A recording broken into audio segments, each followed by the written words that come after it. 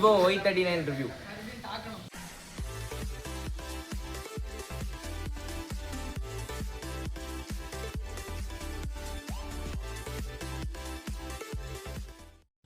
இதோட வெயிட் நீ பார்க்கும் மோஸ்ட்லி ஒரு ஸ்கின் மொபைல் ஆட் பண்ண போகிறோம் 224 கிராம் வரைக்கும் இருக்குது.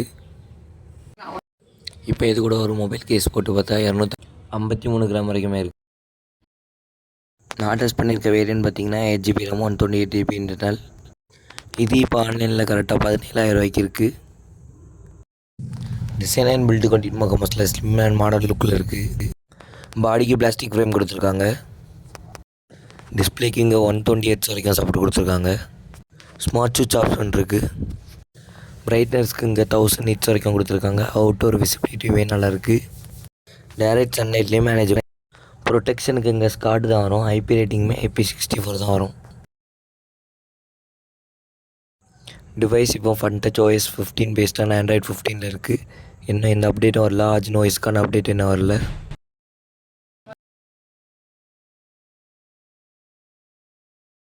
கேமராக்கு இங்கே 50MP main, f1.8 sensor plus 2MP depth camera.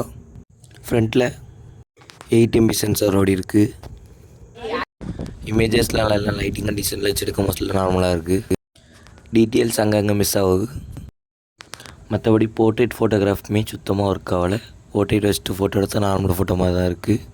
Vivo Y39ல 1080p 30fps record பண்ணிருக்கேன். ஆடியோ வீடியோ ஸ்டெபிலைசேஷன் எல்லாத்தையும் பார்த்துடுங்க.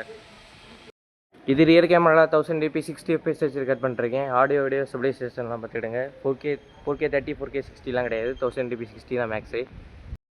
ஓவரால் கேமராவோட அவுட்புட்னு பார்க்க மோஸ்ட்லி இந்த பட்ஜெட்டுக்கு அந்தளவு சிறப்பாக இல்லைன்னு தான் சொல்லணும்.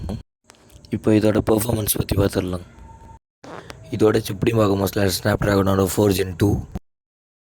ஸ்கோருக்கு இங்கே 4.7 lakhs வரைக்கும் வருது. ஹீட்டுமே மேக்ஸிமம் 44 வரைக்கும் போயிருக்கு.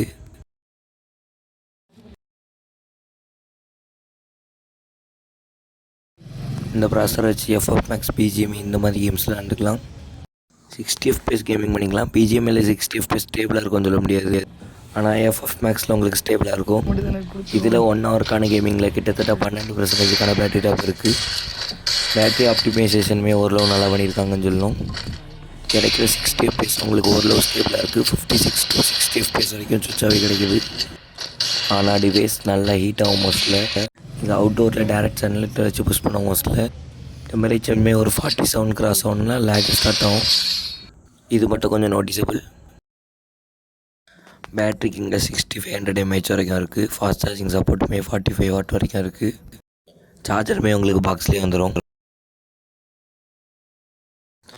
யூஏயோட ஸ்மூத்னஸ் எந்த அளவு இருக்குதுன்னு பார்க்க மோஸ்ட்ல ஆப் ஓப்பனிங் க்ளோசிங் ஸ்பேஸில் ரொம்ப ஸ்லோவாக இருக்குதுன்னு தான் சொல்லணும். அந்த 8GB ரேம்க்கான ஃபீல் இது கொடுக்கவே இல்லை சுத்தமாக. யூஐயில் ஆப்டிமைசேஷன் சுத்தமாக பார்த்தாது. இன்னும் கொஞ்சம் இம்ப்ரூவ்மெண்ட் தேவைப்படுது. இதை இவங்க ஒருவேளை OS அப்டேட் கொடுத்தா அதில் ஃபிக்ஸ் பண்ணால் அவ்வளோ நல்லாயிருக்கும். இது எல்லாத்தையும் வச்சு பார்க்க மோஸ்ட்லி இந்த மொபைலில் பெஸ்ட்டாக இருக்கிறதுனா பேட்ரி மட்டும்தான். மற்ற எல்லாமே இந்த பட்ஜெட்டுக்கு ரொம்பவே ஒஸ்ட்டாக இருக்குதுன்னு தான் சொல்லணும். இந்த சேம் பட்ஜெட்டுக்கு Oppo K13, Realme P3 இந்த மாதிரி மொபைலே கிடைக்கிது. Poco X7 கூட கிடைக்கிது.